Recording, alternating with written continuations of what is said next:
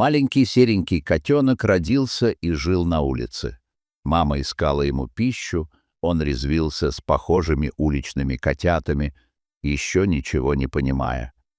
Котенок в то время потерял маму и заблудился. Видимо, играя, он убежал слишком далеко и теперь не знал, как вернуться. Он бродил по знакомым улицам, но все равно не мог понять, куда ему идти.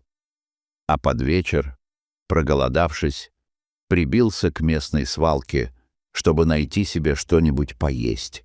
Он привык к нехватке еды, тепла и повышенной опасности в виде собак, машин, а в особенности людей. Тем холодным вечером группа подростков проходила мимо местной свалки. Парни услышали жалобные писки и нашли их источник. Котенок думал, что ему помогут, но это была ошибка, надо было бежать, но было уже поздно.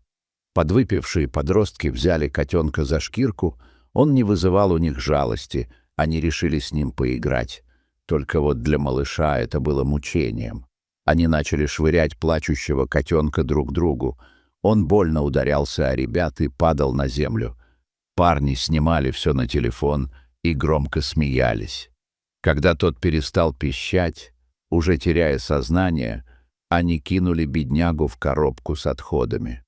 После пережитой боли малыш уже не чувствовал тела. Он пролежал так несколько часов и потерял сознание. На следующее утро ему улыбнулась удача, мимо шла девушка. Она специально искала котят, видимо, какой-то волонтер, и наткнулась на серенький изуродованный комочек. Кто знал, что его ждет впереди? Приветливая женщина забрала его домой. Она лечила маленького бедняжку. Он быстро восстанавливался и уже начал привыкать к любви и заботе хозяйки. Только стоило котику поправиться, как началось невообразимое, стало понятно, что это совсем не милая дама. Девушка посадила его в клетку и несколько дней не давала еду и воду. Это было только начало. Котенок, естественно, пищал и плакал, голодая и умирая от обезвоживания, сидя в своей нечищенной клетке, отчего ему начинало разъедать подушечки на лапках. Ей понравилось, как котенок пищит, и она стала записывать эти звуки на микрофон и медленно прокручивать. Ей стало не хватать однообразных писков, и чтобы котенок пищал по-разному, она начала его буквально пытать. После заточения последовала стиральная машина, где кроху неоднократно прокручивали, как в центрифуге. Следом его хватали и кидали куда придется, уже просто ради забавы. Последнее, до чего она додумалась, резать уже ничего не издающего котенка. Чаще всего она ранила задние лапы. Котенок не мог убежать и просто неистово кричал. Соседи не могли не среагировать. Они пришли к ней узнать, что происходит. Котенок в это время просто лежал в другой комнате и не мог ничего даже пискнуть. Соседи решили, что котенка уже забрали, и успокоились. Девушка, чувствуя, что ее в чем-то подозревают, решила выкинуть котенка в подвал. Там его никто не услышит и не найдет. Она закинула уже бесчувственного малыша в коробку и кинула в подвал. Он не мог ходить. Она изуродовала его маленькие лапки. Ему оставалось только лежать в холодном темном подвале и думать, почему ему делают так больно. Из маленьких глаз катились слезы. Он хотел к маме, которая будет его любить и не даст никому в обиду. Он долго лежал там, уже без сознания. Там завелись другие котики, и их стала подкармливать одна добродушная женщина. Но она не проходила вглубь подвала. В одной из таких утренних кормлений она не обнаружила на месте ни одного кота, но услышала, как они кричат внутри подвала. Она пошла на звук и увидела невообразимую картину.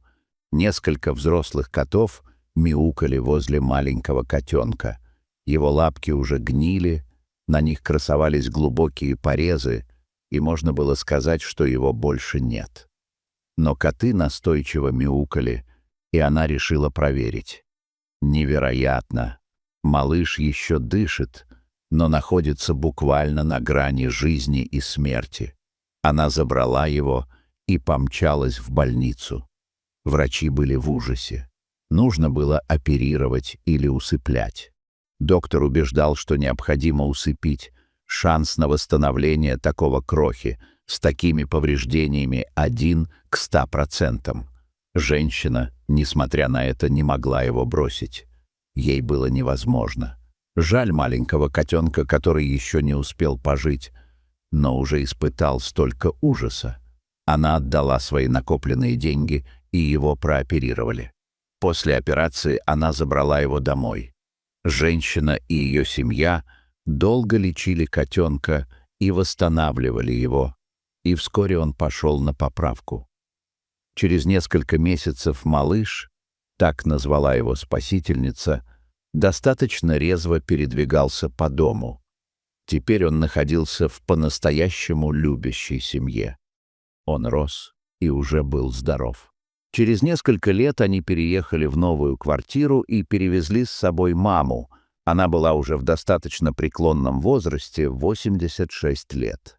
Рано утром она решила приготовить завтрак, запахов она уже не чувствовала и плохо слышала. Ночью произошла утечка газа, все крепко спали, и только малыш проснулся вместе с бабушкой. Он учуял запах газа. Начал носиться перед бабушкой и всеми силами пытался ее остановить, но это было бесполезно. Тогда он понесся в комнату, заполз на кровать и начал бить хозяев лапами. Они проснулись. Сначала разозлились, но затем почуяли газ, и кот, как ошпаренный, побежал на кухню. Люди сразу поняли, в чем дело. Бабушка уже собиралась зажечь газовую плиту, и все в одночасье могло взорваться мгновенье, и не только это, но и другие квартиры могли взлететь на воздух, унеся с собой множество жизней. Кот схватил бабушку за ногу, и дети смогли вовремя ее остановить. Малыш успокоился и пошел отдыхать на коленках у старой женщины. Комнаты выветрили и вызвали газовую службу. Так котик, которого они спасли от неминуемой смерти, теперь сохранил их жизнь. Дорогие зрители, если вам понравилось это видео, то ставьте лайк и подписывайтесь на наш канал. До свидания.